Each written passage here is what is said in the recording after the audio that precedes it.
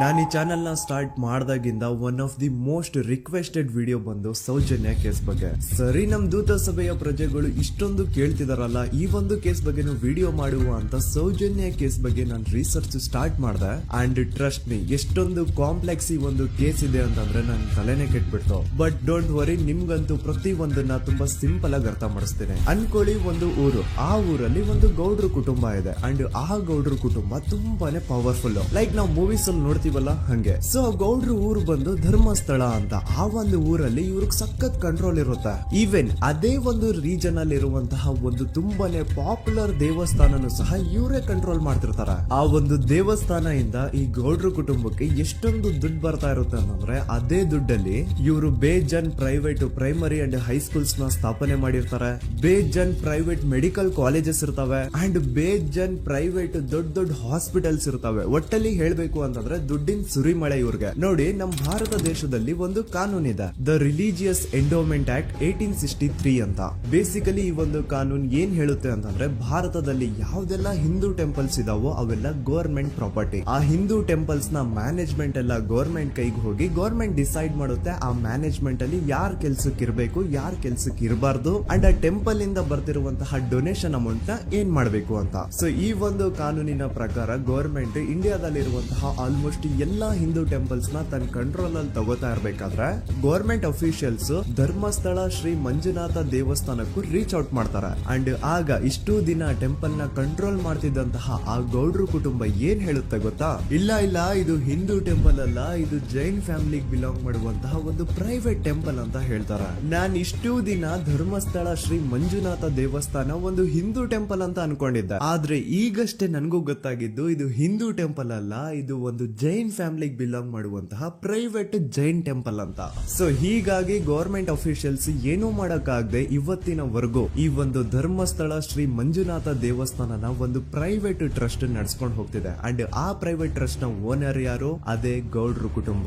ನೋಡಿ, ನಾನು ಈ ವಿಡಿಯೋದಲ್ಲಿ ಯಾರ್ದು ರಿಯಲ್ ನೇಮ್ಸ್ ನ ಬಳಸ್ತಿಲ್ಲ. ಪ್ರೀವಿಯಸ್ಲಿ ಬೇರೆ ಯೂಟ್ಯೂಬರ್ಸ್ ತಮ್ಮ ವಿಡಿಯೋಸ್ ಅಲ್ಲಿ ರಿಯಲ್ ನೇಮ್ಸ್ ನ ಬಳಸಿದ್ದಾರೆ ಅನ್ನೋ ಒಂದೇ ಒಂದು ಕಾರಣಕ್ಕೆ ಅವ್ರ ವಿಡಿಯೋಸ್ ನ ಡಿಲೀಟ್ ಮಾಡಿಸಿದ್ದಾರೆ. ಸೊ ಅವ್ರ ಜೊತೆ ಆಗಿದ್ದು ನನ್ ಜೊತೆ ಆಗೋದ್ ಬೇಡ, ಸತ್ಯ ಮುಚ್ಚ ಹೋಗೋದು ನನ್ಗೆ ಇಷ್ಟ ಇಲ್ಲ. ಹಾಗಾಗಿ ನಾನು ಇಲ್ಲಿ ರಿಯಲ್ ನೇಮ್ಸ್ ನ ಬಳಸ್ತಿಲ್ಲ. ಆದ್ರೆ ನಾನು ಯಾರನ್ನ ಪಾಯಿಂಟ್ ಔಟ್ ಮಾಡಿ ಹೇಳ್ತಿದ್ದೀನಿ ಅನ್ನೋದು ಮಾತ್ರ ನಿಮಗೆ ತುಂಬಾ ಕ್ಲಿಯರ್ಲಿ ಅರ್ಥ ಆಗುತ್ತೆ. Don't worry.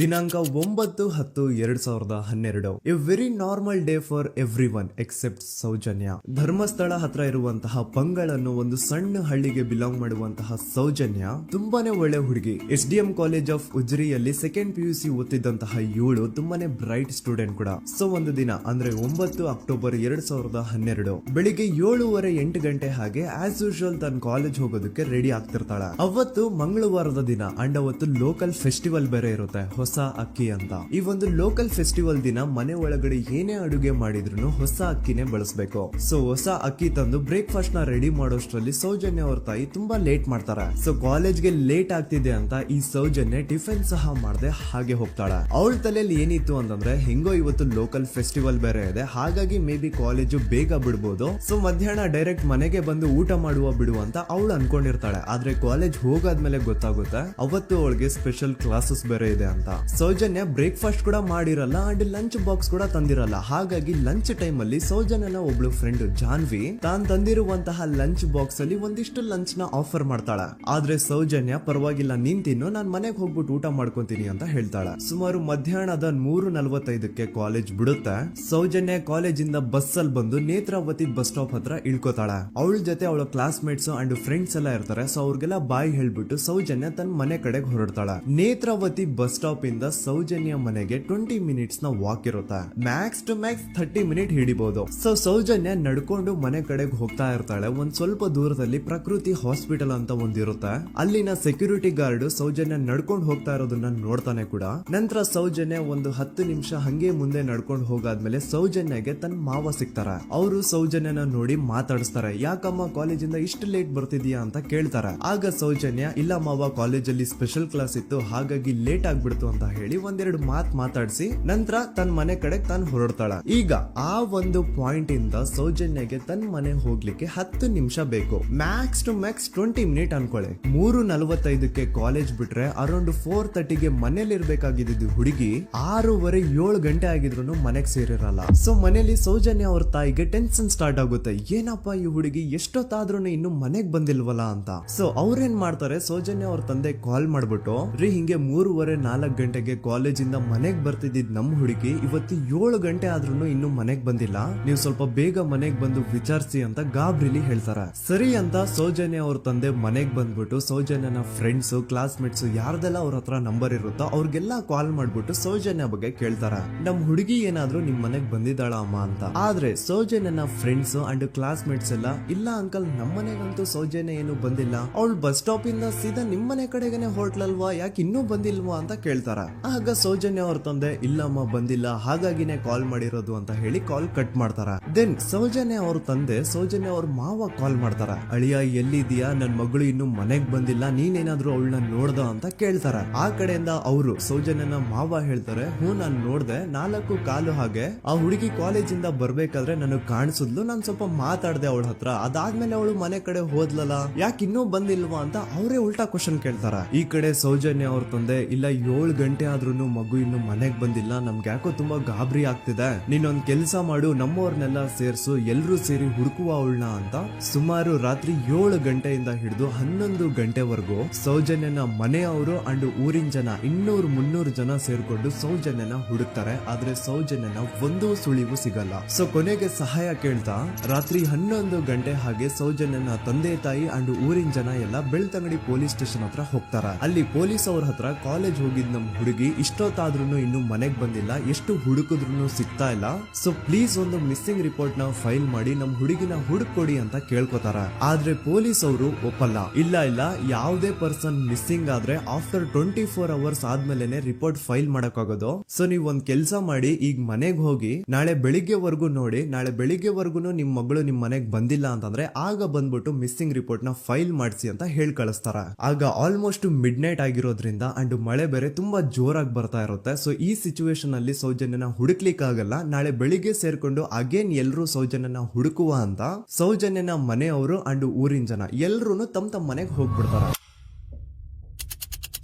ನೆಕ್ಸ್ಟ್ ದಿನ ಅಂದ್ರೆ 10 ಅಕ್ಟೋಬರ್ 2012 ಬುಧವಾರದ ದಿನ ಬೆಳಿಗ್ಗೆ 10 ಗಂಟೆ ಹಾಗೆ ಸೌಜನ್ಯನ ಮನೆಯವರು ಅಂಡ್ ಊರಿನ 200-300 ಜನ ಸೇರ್ಕೊಂಡು ಅಗೇನ್ ಸೌಜನ್ಯಗೋಸ್ಕರ ಹುಡುಕಾಟ ಸ್ಟಾರ್ಟ್ ಮಾಡ್ತಾರ. ಹುಡುಕಾಟ ಪ್ರಾರಂಭಿಸಿದ್ದು ವಿತಿನ್ 2 ಅವರ್ಸ್ ಒಳಗಡೆನೆ ಸೌಜನ್ಯ ಸಿಗ್ತಾಳೆ. ಆದ್ರೆ ಶವ ಆಗಿ ಆ 200-300 ಊರಿನ ಜನ ಎಲ್ಲ ಸೇರ್ಕೊಂಡು ಏನ್ ಸೌಜನ್ಯನ ಹುಡುಕ್ತಾ ಇದ್ರು ಅದ್ರಲ್ಲಿ ಯಾರೋ ಒಬ್ರಿಗೆ ಸೌಜನ್ಯನ ಮನೆಯಿಂದ ಕೇವಲ 10 ನಿಮಿಷ ದೂರದಲ್ಲಿರುವಂತಹ ಒಂದು ಹಳ್ಳನ ದಡದಲ್ಲಿ ಸೌಜನ್ಯನ ಮೃತದೇಹ ಸಿಗುತ್ತಾ. ಈಗ ಸತ್ತಿರುವಂತಹ ಸೌಜನ್ಯನ ಡೆಡ್ ಬಾಡಿ ಯಾವ ಒಂದು ಕಂಡೀಷನ್ ಅಲ್ಲಿ ಇತ್ತು ಅಂತ ಹೇಳ್ತೀನಿ, ಸ್ವಲ್ಪ ಗಮನ ಇಟ್ಟು ಕೇಳಿಸ್ಕೊಳ್ಳಿ. ಅವಳ ಕೈಗಳನ್ನ ಅವಳದೇ ದುಪಟ್ಟ ಅಂಡ್ ID ಕಾರ್ಡ್ ಇಂದ ಮರಕ್ಕೆ ಕಟ್ಟಿರ್ತಾರೆ. ಅವಳ ಬಾಡಿ ಎಲ್ಲ ನೇಕೆಡ್ ಇರುತ್ತೆ, ಮೈ ಮೇಲೆ ಸರಿಯಾದ ಬಟ್ಟೆ ಇರಲ್ಲ, ಮೈ ಮೇಲೆ ಮಲ್ಟಿಪಲ್ ಕಟ್ ಮಾರ್ಕ್ಸ್ ಇರುತ್ತೆ, ತುಂಬಾ ಜೋರಾಗಿ ಹೊಡೆದಿರುವಂತಹ ಗಾಯಗಳು ಮೈ ಮೇಲೆ ಎದ್ದು ಕಾಣಿಸ್ತಿರ್ತವೆ. ಅವಳ ರಿಪ್ಸ್ ಎದೆ ಭಾಗದ ಮೂಳೆಗಳೆಲ್ಲ ಮುರಿದು ಹೋಗ್ಬಿಟ್ಟಿರ್ತವೆ. And most brutal part is ಅವಳ ಯೋನಿ, ಅವಳ ಏನಿತ್ತೋ ಅದ್ರ ಒಳಗಡೆ 6 ಇಂಚ್ ಮಣ್ಣು ತುಂಬಿರ್ತಾರೆ. ಆ ಬಾಡಿ ಕಂಡೀಷನ್ ನ ನೋಡಿದಾದ್ಮೇಲೆ ಒಂದಂತೂ ತುಂಬಾ ಕ್ಲಿಯರ್ ಆಗಿ ಅರ್ಥ ಆಗುತ್ತೆ, ಅವಳನ್ನ ಯಾರೋ ತುಂಬಾ ಫೋರ್ಸ್ಫುಲಿ ಮಾಡಿ ನಂತರ ನಿರ್ದಯವಾಗಿ ಸಾಯಿಸಿದ್ದಾರೆ ಅಂತ. ಇಲ್ಲಿ ಕ್ರಿಮಿನಲ್ಸ್ ನ ಬುದ್ಧಿವಂತಿಕೆ ನೋಡಿ ಪೊಲೀಸ್ ಅವ್ರಿಗೆ ಏನೂ ಸುಳಿವು ಸಿಗ್ಬಾರ್ದು ಅಂತ ಅವಳ ಯೋನಿ ಒಳಗಡೆ 6 ಇಂಚ್ ಅಷ್ಟು ಮಣ್ಣು ತುಂಬ ಹೋಗಿರ್ತಾರೆ. ಸೊ ದೆನ್ ಪೊಲೀಸ್ ಅವ್ರಿಗೆ ವಿಷಯ ಗೊತ್ತಾಗುತ್ತೆ. ಅವರು ಸ್ಪಾಟ್ ಗೆ ಬಂದು ಸೌಜನ್ಯನ ಬಾಡಿನ ರಿಕವರ್ ಮಾಡಿ ಆ ಒಂದು ಸ್ಪಾಟ್ ನ ಕಂಪ್ಲೀಟ್ ಸೀಸ್ ಮಾಡ್ತಾರ. ಒಬ್ಳು ಸಾಮಾನ್ಯ ಮಿಡಲ್ ಕ್ಲಾಸ್ ಹುಡುಗಿ, ಒಬ್ಳು ವೆರಿ ಬ್ರೈಟ್ ಸ್ಟೂಡೆಂಟ್ ನ ಈ ಮಟ್ಟಿಗೆ ಇಷ್ಟು ನಿರ್ದಯವಾಗಿ ಸಾಯಿಸಿರೋದು ಯಾರು? ಇನ್ ಕೇಸ್ ಏನಾದ್ರೂ ಈ ಕ್ರೈಮ್ ಮಾಡಿದವನು ಸಿಕ್ಕಿ ಬಿದ್ರೆ ಅವನ್ನ ಸುಮ್ನೆ ಬಿಡಬಾರ್ದು ಅಂತ ಜನ ಆಕ್ರೋಶ ವ್ಯಕ್ತಪಡಿಸ್ತಾರೆ. ಅಂಡ್ ಗೆಸ್ ವಾಟ್, ನಮ್ ಪೊಲೀಸ್ ಅವರು ಇಷ್ಟೊಂದು ಫಾಸ್ಟ್ ಆಗಿ ಇನ್ವೆಸ್ಟಿಗೇಷನ್ ಕಂಪ್ಲೀಟ್ ಮಾಡ್ತಾರೆ ಅಂತ ನಾನಂತೂ ಎಕ್ಸ್ಪೆಕ್ಟ್ ಮಾಡಿರ್ಲಿಲ್ಲ. ಅಂಡ್ ಈವನ್ ಈ ಒಂದು ವಿಷಯದಿಂದ ಊರಿನ ಜನನು ಶಾಕ್ ಆಗ್ತಾರೆ. ಸೌಜನ್ಯ ಬಾಡಿ ಸಿಕ್ಕಿದ್ದ ನೆಕ್ಸ್ಟ್ ದಿನ ಅಂದ್ರೆ 11 ಅಕ್ಟೋಬರ್ 2012 ಸಂಜೆ 5 ಗಂಟೆ ಹಾಗೆ ಯಾರು ಸೌಜನ್ಯನ ಪಂಡು ಮರ್ಡರ್ ಮಾಡಿದ್ನೋ ಆ ಕ್ರಿಮಿನಲ್ ಕೂಡ ಸಿಕ್ಕಿ ಬೀಳ್ತಾನೆ. ಈಗ ನೀವು ಥಿಂಕ್ ಮಾಡ್ಬೋದು, ಸೌಜನ್ಯನ ಯಾರು ಮರ್ಡರ್ ಮಾಡಿದ್ರು ಅಂಡ್ ಯಾರ ಕ್ರೈಮ್ ನ ಮಾಡಿದ್ರು ಅವನು ನೆಕ್ಸ್ಟ್ ದಿನಾನೇ ಸಿಕ್ಕಿ ಬಿದ್ದ. ಹಾಗಿದ್ರೆ ಈ ಕೇಸ್ ಯಾವಾಗ್ಲೂ ಕ್ಲೋಸ್ ಆಗ್ಬಿಡ್ಬೇಕಿತ್ತು. ಆದ್ರೂ ಸ್ಟಿಲ್ ಇವತ್ತಿನ ದಿನವರೆಗೂ ಯಾಕೆ ಈ ಕೇಸು ಪದೇ ಪದೇ ನ್ಯೂಸ್ ಅಲ್ಲಿ ಬರುತ್ತೆ ಅಂದ್ರೆ ನಮ್ ದೂತ ಸಭೆಯ ಪ್ರಜೆಗಳೇ ರೆಡಿ ಆಗಿ ಆರೋಪಿ ಸಿಕ್ಕಾದ್ಮೇಲೆ ಈ ಕೇಸು ಕ್ಲೋಸ್ ಆಗಿಲ್ಲ. ಆಕ್ಚುಲಿ ಈ ಕೇಸು ಓಪನ್ ಆಗಿದ್ದೆ ಈಗ. ನೋಡಿ, ಸೌಜನ್ಯನ ಬಾಡಿ ಸಿಕ್ಕಿದ್ದು ನೆಕ್ಸ್ಟ್ ದಿನ ಅಂದ್ರೆ 11 ಅಕ್ಟೋಬರ್ 2012. PSI ಯೋಗೇಶ್ ಅವರು ಯಾರನ್ನ ಈ ಕೇಸಲ್ಲಿ ಅರೆಸ್ಟ್ ಮಾಡಿದ್ರು ಅಂದ್ರೆ ಆತನ ಹೆಸರು ಬಂದು ಸಂತೋಷ್ ರಾವ್. 28-29 ವಯಸ್ಸಿರುವಂತಹ Santosh Rao first of all ಧರ್ಮಸ್ಥಳದವನು ಅಲ್ವೇ ಅಲ್ಲ, ಅವನು ಶೃಂಗೇರಿ. ಅವನು ಸಂತೋಷ್ ರಾವ್ ನ ತಂದೆ ಸ್ಕೂಲ್ ಟೀಚರ್ ಅಂಡ್ ತಾಯಿ ಹೌಸ್ ವೈಫ್. ಸಂತೋಷ್ ಮೊದ್ಲಿಂದನೂ ಒಂದ್ ಸ್ವಲ್ಪ ಮೆಂಟಲಿ ಇಲ್ಲಿರೋದ್ರಿಂದ ಅವನಿಗೆ ವಿದ್ಯೆ ಬರಹ ಅನ್ನೋದು ತಲೆಗೆ ಹೋಗಿರಲ್ಲ. ಹಾಗಾಗಿ ಅವನು ಶೃಂಗೇರಿಯಲ್ಲಿ ಒಂದು ಹೋಟೆಲ್ ಅಲ್ಲಿ ಕೆಲಸ ಮಾಡ್ತಿರ್ತಾನೆ. ಮೆಂಟಲಿ ಅನ್ಸ್ಟೇಬಲ್ ಇದ್ರೂ ಸಹ ಈತನಿಗೆ ದೇವ್ರ ಮೇಲೆ ಬಹಳ ನಂಬಿಕೆ ಇರುತ್ತೆ. ಹಾಗಾಗಿ ತಿಂಗಳಿಗೆ ಒಮ್ಮೆ ಆದ್ರೂ ಅಟ್ಲೀಸ್ಟ್ 2 ತಿಂಗಳಿಗೆ ಒಮ್ಮೆ ಆದ್ರೂ ಈತ ಯಾವ್ದಾದ್ರು ಒಂದು ಪುಣ್ಯಕ್ಷೇತ್ರಕ್ಕೆ ವಿಸಿಟ್ ಮಾಡಿ ಬರ್ತಿರ್ತಾನೆ. ಹಾಗೇನೆ ಈ ಸತಿನೂ ಸಹ ಈತ ಧರ್ಮಸ್ಥಳಕ್ಕೆ ಬಂದಿರ್ತಾನೆ. ಇವನು ಧರ್ಮಸ್ಥಳಕ್ಕೆ ಬಂದಿದ್ದು ದಿನಾಂಕ 9 ಅಕ್ಟೋಬರ್ 2012. ಈ ದಿನಾಂಕನ ಸ್ವಲ್ಪ ನೋಟ್ ಮಾಡಿ ಇಟ್ಕೊಳ್ಳಿ, ಯಾಕಂತಂದ್ರೆ ಮುಂದೆ ಈ ಕೇಸಲ್ಲಿ ಇದೇ ಮೇಜರ್ ಟರ್ನಿಂಗ್ ಪಾಯಿಂಟ್. ಸೊ ಸೌಜನ್ಯನ ಡೆತ್ ಆಗಿಂತ ಒಂದು ದಿನ ಹಿಂದೆ ಧರ್ಮಸ್ಥಳಕ್ಕೆ ಬಂದಿರುವಂತಹ ಸಂತೋಷ್ ರಾವ್ಗೆ ಎಲ್ಲನೂ ಉಳ್ಕೊಳ್ಳಿಕ್ಕೆ ಹೋಟೆಲ್ ಅಲ್ಲಿ ಅಥವಾ ಲಾಡ್ಜ್ ಅಲ್ಲಿ ರೂಮ್ ಸಿಗಲ್ಲ.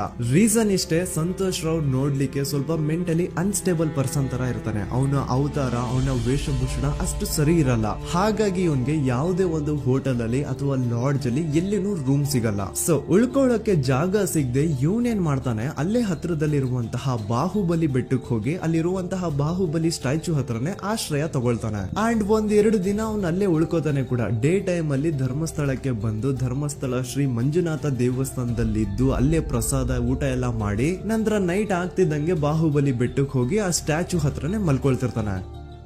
ಸೊ ಒಂದು ದಿನ ಅಂದ್ರೆ 11 ಅಕ್ಟೋಬರ್ 2012 ಸಂಜೆ 5 ಗಂಟೆ ಹಾಗೆ ಈ ಸಂತೋಷ್ ರಾವ್ ತನ್ನ ಪಾಡಿಗೆ ತಾನು ಆ ಬೆಟ್ಟದ ಮೇಲೆ ಕೂತ್ಕೊಂಡು ಸೀನರೀಸ್ ನ ಎಂಜಾಯ್ ಮಾಡ್ತಾ ಇರಬೇಕಾದ್ರೆ ಯಾರೋ ಅದೇ ಊರಿನ 5 ಜನ ಕಿಡಿಗೇಡಿಗಳು ಬಂದು ಇವನ್ ಹತ್ರ ಜಗಳ ತೆಗಿತಾರ. ಈ 5 ಜನ ಯಾರು ಅಂತ ನಂತರ ಹೇಳ್ತೇನೆ. ಸೊ ಈ 5 ಜನ ಕಿಡಿಗೇಡಿಗಳು ಸಂತೋಷ್ ರಾವ್ ಹತ್ರ ಜಗಳ ತೆಗೆದು ಅವನ್ನ ಅವಾಚ್ಯ ಶಬ್ದಗಳಿಂದ ಬೈದು ಅವನ್ನ ಹೊಡೆದು ಅಷ್ಟೇ ಸಾಲದೆ ಆ 5 ಜನ ಸಂತೋಷ್ ರಾವ್ನ ಪೊಲೀಸ್ ಸ್ಟೇಷನ್ಗೆ ಎಳ್ಕೊಂಡ್ ಬಂದು ಇವನು ನಾವು ಬಾಹುಬಲಿ ಬೆಟ್ಟಕ್ಕೆ ಅಂತ ಹೋಗಿದ್ರೆ ಅಲ್ಲಿ ನಮ್ಮ ಮೇಲೆ ಅಟ್ಯಾಕ್ ಮಾಡ್ದ, ಇವ್ನು ನೋಡ್ಲಿಕ್ಕೂ ಸಹ ಒಳ್ಳೆ ಸೈಕೋ ಕಿಲ್ಲರ್ ಇದ್ದಂಗಿದಾನೆ, ನಮ್ಗೆ ಯಾಕೋ ನಿನ್ನೆ ನಮ್ಮ ಊರಲ್ಲಿ ನಡೆದಿರುವಂತಹ ಘಟನೆ ಆ ಸೌಜನ್ಯನ ಮರ್ಡರ್ ಇವನೇ ಮಾಡಿದಾನೆ ಅಂತ ಡೌಟ್ ಬರ್ತಿದೆ ಅಂತ ಆ 5 ಜನ ಕಿಡಿಗೇಡಿಗಳು ಸಂತೋಷ್ ರಾವ್ನ ಪೊಲೀಸ್ ಅವ್ರ ಹತ್ರ ಹಾಕೊಡ್ತಾರ. ಅಂಡ್ ಪೊಲೀಸ್ ಅವ್ರು ಕೂಡ ಎಂತವ್ರು ನೋಡಿ ಯಾರೋ 5 ಜನ ಕಿಡಿಗೇಡಿಗಳು ಬಂದು ಇವನೇ ಕೊಲೆ ಮಾಡಿದಾನೆ ಅಂತ ಹೇಳಿದ ತಕ್ಷಣ ಹಿಂದೆ ಮುಂದೆ ಕ್ರಾಸ್ ಚೆಕ್ ಮಾಡದೆ ಸಂತೋಷ್ ರಾವ್ನ ಅರೆಸ್ಟ್ ಮಾಡಿ ಸೌಜನ್ಯ ಕೇಸ್ ನ ಆರೋಪಿ ಸಿಕ್ಕಿದಾನೆ ಅಂತ ಎಲ್ಲಾ ಕಡೆ ಘೋಷಣೆ ಮಾಡ್ಬಿಡ್ತಾರ. ಜನರಿಗೆ ಈ ಕಡೆ ಒಂಥರ ನೆಮ್ಮದಿ, ಓ ಬಿಡಪ್ಪ ನಮ್ ಪೊಲೀಸ್ ಅವ್ರಿಗೆ ತಮ್ಮ ಡ್ಯೂಟಿ ಮೇಲೆ ಎಷ್ಟೊಂದು ನಿಷ್ಠೆ ಇದೆ, ಒಂದೇ ದಿನದಲ್ಲಿ ಆರೋಪಿನ ಹಿಡಿದ್ಬಿಟ್ರ ಅಂತ ಪೊಲೀಸ್ ಅವ್ರ ಮೇಲೆ ಫುಲ್ ಒಂಥರ ಹೊಗಳ್ತಾ ಇರ್ತಾರೆ.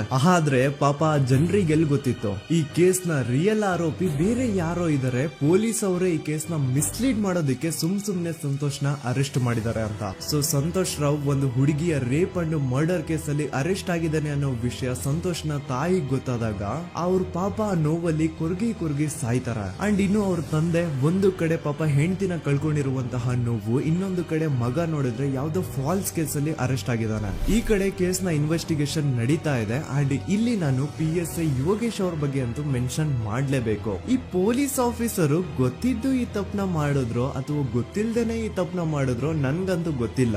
ಸೊ ಇವ್ರು ಏನ್ ಮಾಡ್ತಾರೆ ಅಂತಂದ್ರೆ ಸೌಜನ್ಯನ ಬಾಡಿನ ಪೋಸ್ಟ್ ಮಾರ್ಟಮ್ ಗೆ ಕಳಿಸಿದಾಗ ಡಾಕ್ಟರ್ಸ್ ಹಂಗೋ ಹಿಂಗೋ ಮಾಡಿ ಇಂದ ಕೆಲವೊಂದು ಸ್ಪಾಮ್ ನ ಸ್ಯಾಂಪಲ್ಸ್ ಕಲೆಕ್ಟ್ ಮಾಡ್ತಾರೆ. ಅದನ್ನ ಅವರು PSI ಯೋಗೇಶ್ ಗೆ ಕೊಟ್ಟು ಇದನ್ನ ವಿತಿನ್ 72 ಅವರ್ಸ್ ಒಳಗಡೆ ಇನ್ನೊಂದು ಲ್ಯಾಬ್ ಗೆ ಸಬ್ಮಿಟ್ ಮಾಡಿ ಅಂತ ತುಂಬಾ ಕ್ಲಿಯರ್ ಆಗಿ ಹೇಳ್ತಾರೆ. ಆದ್ರೆ PSI ಯೋಗೇಶ್ ಆ ಸ್ಪಾಮ್ ಸ್ಯಾಂಪಲ್ಸ್ ನ ವಿತಿನ್ 72 ಅವರ್ಸ್ ಒಳಗಡೆ ಲ್ಯಾಬ್ ಕಳ್ಸೋದಿರ್ಲಿ, ಅದನ್ನ 12 ದಿನ ಆದ್ಮೇಲೆ ಲ್ಯಾಬ್ ಕಳಿಸ್ತಾರೆ. ಅಷ್ಟೊತ್ತಿಗೆ ಆಲ್ರೆಡಿ ಆ ಸ್ಪಾಮ್ ಸ್ಯಾಂಪಲ್ಸ್ ಗೆಲ್ಲ ಫಂಗಸ್ ಹಿಡಿದು ಅದು ಅನ್ಫಿಟ್ ಫಾರ್ ಟೆಸ್ಟಿಂಗ್ ಅಂತ ಬರುತ್ತೆ. ಈಗ ನೀವೇ ಹೇಳಿ, ಎಂತ ಡಂಬೆಸ್ಟ್ ಪರ್ಸನ್ ಪೊಲೀಸ್ ಆಫೀಸರ್ ಆಗಿದ್ರು ಅವನ ಹತ್ರ ಒಂದು ಮರ್ಡರ್ ಕೇಸ್ ಬಂದಾಗ ಅವನ ಹತ್ರ ಇರೋ ಮೇನ್ ಸಾಕ್ಷಿನೇ, ಮೇನ್ ಎವಿಡೆನ್ಸ್ ಆ ಹುಡುಗಿಯ ಇಂದ ಕಲೆಕ್ಟ್ ಆಗುವಂತಹ ಸ್ಪರ್ಮ್ ಸ್ಯಾಂಪಲ್ಸ್. ಸೊ ಅದನ್ನ ಮೊದಲು ಲ್ಯಾಬ್ ಕಳಿಸಿ ಅದನ್ನ ಐಡೆಂಟಿಫೈ ಮಾಡೋದು ಪೊಲೀಸ್ ಅವರ ಫಸ್ಟ್ ಡ್ಯೂಟಿ. ಆದ್ರೆ ಇಲ್ಲಿ PSI ಯೋಗೇಶ್ ಅವರು ಇದನ್ನೇ ಮರ್ತು ಹೋದ್ರು ಅಂತ ನೋಡಿ. ಯಾವುದೇ ಒಂದು ಕೇಸ್ ಅಲ್ಲಿ ಪೊಲೀಸ್ ಅವರು ಆದಷ್ಟು ಎವಿಡೆನ್ಸ್ ನ ಕಲೆಕ್ಟ್ ಮಾಡೋದಕ್ಕೆ ಟ್ರೈ ಮಾಡ್ತಾರ.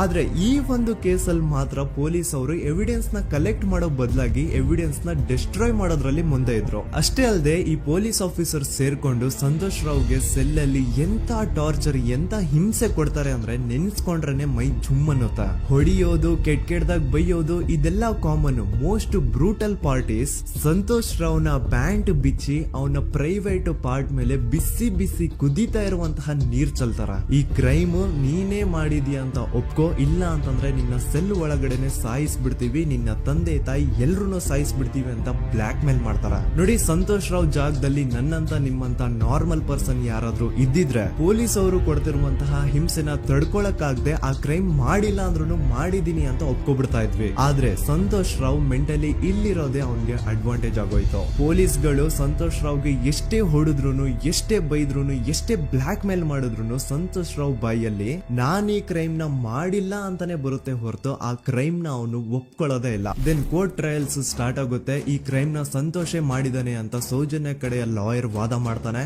ಅದಕ್ಕೆ ಆಪೋಸಿಟ್ ಆಗಿ ಸಂತೋಷ್ ರಾವ್ ಕಡೆಯಿಂದ ಒಬ್ರು ಲಾಯರ್ ಇಲ್ಲ, ಸಂತೋಷ್ ರಾವ್ ಈ ಕ್ರೈಮ್ ನ ಮಾಡ್ಲಿಕ್ಕೆ ಸಾಧ್ಯನೇ ಇಲ್ಲ ಅಂತ ವಾದ ಮಾಡ್ತಿರ್ತಾರೆ. ಅಂಡ್ ಕೋರ್ಟ್ ಇಂದ ಆಚೆಗಡೆ ಸಂತೋಷ್ ರಾವ್ ನ ಅಗೇನ್ಸ್ಟ್ ಸ್ಟೂಡೆಂಟ್ಸ್ ಪ್ರೊಟೆಸ್ಟ್ ನಡೆಯುತ್ತೆ, ಪಬ್ಲಿಕ್ ಪ್ರೊಟೆಸ್ಟ್ ನಡೆಯುತ್ತೆ. ಅರೆಸ್ಟ್ ಆಗಿರುವಂತಹ ಸಂತೋಷ್ ರಾವ್ಗೆ ಗಲ್ಲಿಗೇರಿಸ್ರಿ ಅಂತ ಅವ್ರು ಡಿಮ್ಯಾಂಡ್ ಮಾಡ್ತಿರ್ತಾರೆ. ಸೊ ಹೀಗೆ ಒಂದು 2-3 ವರ್ಷ ಕಳೆದು ಹೋಗುತ್ತೆ. ನಂತರ ಒಂದು ಕೋರ್ಟ್ ಟ್ರಯಲ್ ಅಲ್ಲಿ ಸಂತೋಷ್ ರಾವ್ ಪರವಾಗಿ ಹೋರಾಡ್ತಿದ್ದಂತಹ ಲಾಯರ್ ಯಾಕೆ ಈ ಕೇಸ್ ಅಲ್ಲಿ ಸಂತೋಷ್ ಆರೋಪಿ ಅಲ್ಲ ಅಂತ ಪ್ರೂವ್ ಮಾಡ್ಲಿಕ್ಕೆ ಕೆಲವೊಂದು ಪಾಯಿಂಟ್ಸ್ ನ ಮುಂದೆ ಇಡ್ತಾರೆ. ಅದೇನಂತಂದ್ರೆ ಮೊದಲನೇದಾಗಿ ಸಂತೋಷ್ ರಾವೇ ಈ ಕ್ರೈಮ್ ನ ಮಾಡಿದಾನೆ ಅಂತ ಒಬ್ರು ಒಂದೂನು ಐ ವಿಟ್ನೆಸ್ ಇರಲ್ಲ. ಇನ್ನೊಂದೇನು ಅಂತಂದ್ರೆ ಯಾವೊಂದು ಕಂಡೀಷನ್ ಅಲ್ಲಿ, ಯಾವೊಂದು ಬ್ರೂಟಲ್ ಕಂಡೀಷನ್ ಅಲ್ಲಿ ಸೌಜನ್ಯನ ಬಾಡಿ ಸಿಕ್ಕಿತ್ತೋ ಅದನ್ನ ಗಮನದಲ್ಲಿಟ್ಕೊಂಡು ಸ್ವಲ್ಪ ಪ್ರಾಕ್ಟಿಕಲ್ ಆಗಿ ಥಿಂಕ್ ಮಾಡಿದ್ರೆ ಆ ಒಂದು ಭೀಕರ ಕ್ರೈಮ್ ನ ಒಬ್ನೇ ಮಾಡ್ಲಿಕ್ಕೆ ಸಾಧ್ಯನೇ ಇಲ್ಲ. ಇನ್ನೊಂದು ಪಾಯಿಂಟ್ ಏನು ಅಂತಂದ್ರೆ ಸೌಜನ್ಯನ ಇಂದ ಪೊಲೀಸ್ ಅವ್ರಿಗೆ ಯಾವುದೇ ಸ್ಪರ್ಮ್ ಸ್ಯಾಂಪಲ್ ಸಿಗ್ಬಾರ್ದು ಅಂತ 6 ಇಂಚು ಅಷ್ಟು ಮಣ್ಣು ಹಾಕಿರ್ತಾರ. ಸೊ ಈಗ ನೀವೇ ಹೇಳಿ, ಮೆಂಟಲಿ ಇಲ್ಲಿರುವಂತಹ ಪರ್ಸನ್ಗೆ ಇಷ್ಟೊಂದು ಬುದ್ಧಿವಂತಿಕೆ ಇರುತ್ತಾ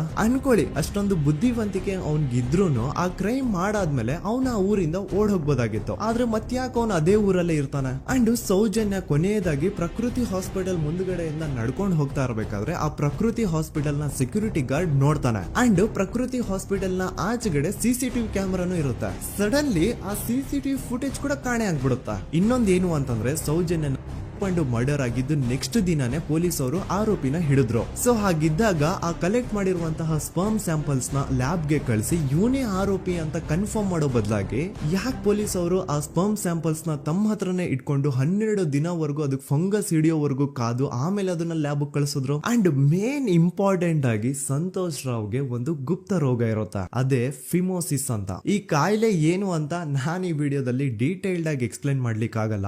ಜಸ್ಟ್ ತಿಳ್ಕೊಳ್ಳಿ, ಈ ಒಂದು ಕಾಯಿಲೆ ಇರೋರು ಇಂಟಿಮಸಿ ಮಾಡ್ಲಿಕ್ಕೆ ಆಗಲ್ಲ. ಇನ್ ಕೇಸ್ ಮಾಡಿದ್ರು ಅವರು ಸುಖ ಅಲ್ಲ ನರಕ ಕಾಣ್ತಾರ.